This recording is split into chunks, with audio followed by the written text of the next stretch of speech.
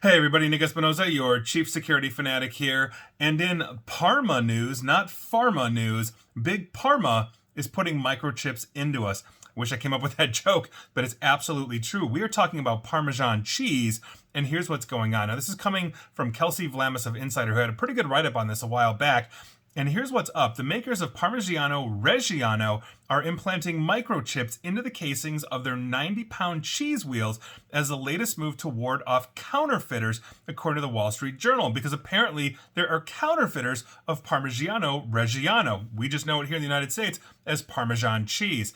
And for the record, that's because it is the original Parmesan cheese, and it is officially protected by the European Union, meaning the name can only be used for the authentic product. Parmigiano Reggiano must be made in a particular area of northern Italy's Emilia-Romagna region, and with specific production standards and techniques.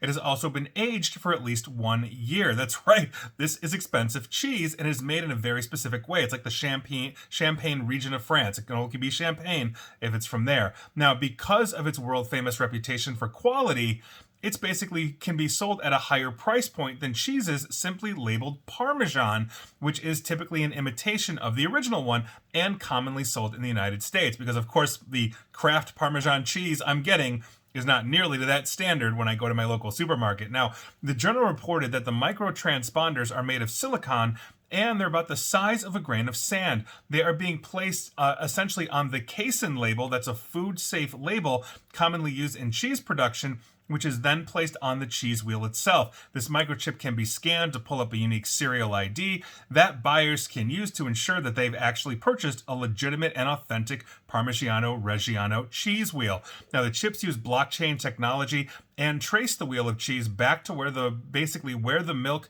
that it was used comes from. Other industries are also considering making this move and planting chips in things, including the makers of drugs and car parts as well. The Wall Street Journal also reported, because of course, tinfoil hat game afoot, basically these chips cannot be read remotely or used to track someone should they ingest it. Now, I find this to be perfectly honest, but the reason why I'm talking about this is, one, I find it amusing that this is where we're going, and two, I think it kind of makes sense. Now, obviously, there is going to be a conspiracy theory as we start implanting basically microchips into this that we could potentially ingest as purchasers of Parmesan cheese, or let's say drugs, if they're implanted into drugs, as I just mentioned. I don't think we're eating car parts, but that is going to be the overarching concern.